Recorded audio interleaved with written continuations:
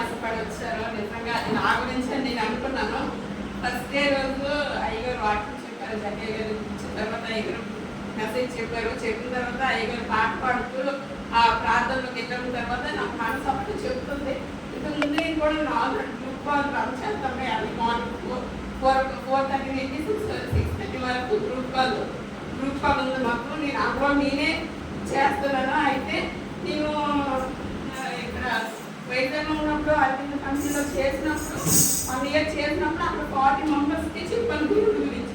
తర్వాత నేను ఎక్కడికి వెళ్ళాను దేవుడి గురించి ఏదో ఒక మాట చెప్తున్నాను. ఇక్కడికి వచ్చినప్పుడు కూడా దేవుడి గురించి చెప్పాను.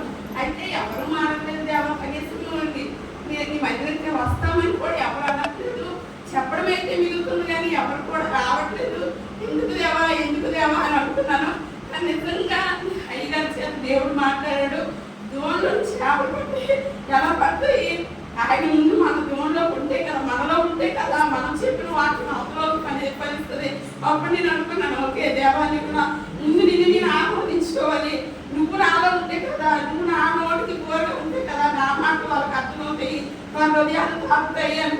ఇప్పుడు కూడా అది మాట చెప్పారు. ఉప్పు అనేది ఏసయ్య, ఆయన ముందు నీ దగ్గర ఉండాలి అన్నప్పుడు మళ్ళీ దేవాన్ని నాతో మాట్లాడవా అనుకున్నాను. అయితే ఆ రోజు ఐదు వాక్యం చెప్పేసిన తర్వాత పాట పాడుతున్నారు.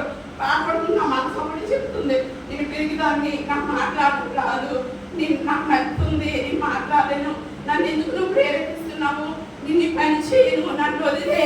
ఇదే మాట నేను చెప్తున్నాను నా మనసుతో, నన్ను వదిలే, నన్ను ఎందుకు ప్రేరేపిస్తున్నావు, నేను పని చేయలేను, నేను సువార్త చెప్పలేను, చెప్పినంత వరకు కూడా ఫలించలేదు, నన్ను ఎందుకు ప్రేరేపిస్తున్నావు. నేను ఎప్పుడు కూడా దేవుడి మందిరంలో ఎప్పుడు నా మనసు చెప్పలేదు. ఎప్పుడు ప్రార్థన చేయి ఏదో ఒక మాట, ఏదో పరిశుద్ధాత్మలో ఏదో ఒక పిలుపు వచ్చింది. కానీ రాత్రి మరి ఏమో నాకు తెలియదు, నన్ను వదిలే నన్ను అసలు నాకు నీ మాటలేవి నాకు వినిపించొద్దు, నీ మాటలేవి నేను వినను, నన్ను వదిలేనే ఆ మాటే నా మనసు చెప్తుంది. అయితే నైట్ మేము ఇంటికి వెళ్ళి వంట చేసి తిని పడుకునేసరికి 12:30 అయింది. అప్పుడు నేను గ్రూప్లో మెసేజ్ చేశాను, మేము ట్రైన్కి వచ్చాము, టైం అయిపోయింది, ఎవరి మార్నింగ్ ర్యాప్లో లేదు, నాకు తెలియదు. మిగతా వాళ్ళైనా ఈ గ్రూప్ కాల్లో ఆగిపోకూడదు, ఎవరో ఒకరు ముందుకొచ్చి ఈ గ్రూప్ కాల్లో ఉండండి, నా గురించి ప్రార్థన చేయండి, నేను ట్రై చేస్తాను అని అన్నాను. కానీ దేవుడు మహాకృప ఏంటని అందరికన్నా ముందు నేనే లేచాను. ఎలా లేచాను కూడా తెలీదు. ఇప్పుడు కూడా నైట్ లేట్గా పడుకుంటే కొద్దిగా లేవలేను. కానీ నైట్ ఏంటంటే అన్ని మార్నింగ్ అందుకని ముందు నేనే 4:40 లేసాను. నేను 3:40 లేసాను. లేచి మెసేజ్ పెట్టాను, ప్రేతులను అందరూ మెసేజ్ పెట్టిన తర్వాత ఎవరికి గ్రూప్ కాల్ చేయలేదు. నేను 4:30 గ్రూప్ కాల్ చేద్దామని ముందు నేను లేచి మోసాలు వేసి ప్రార్థన చేశాను. కాసేపు ప్రార్థన చేశాను, 1/2 అవర్ ప్రార్థన చేసిన తర్వాత అప్పుడు గ్రూప్ కాల్ చేయగలను.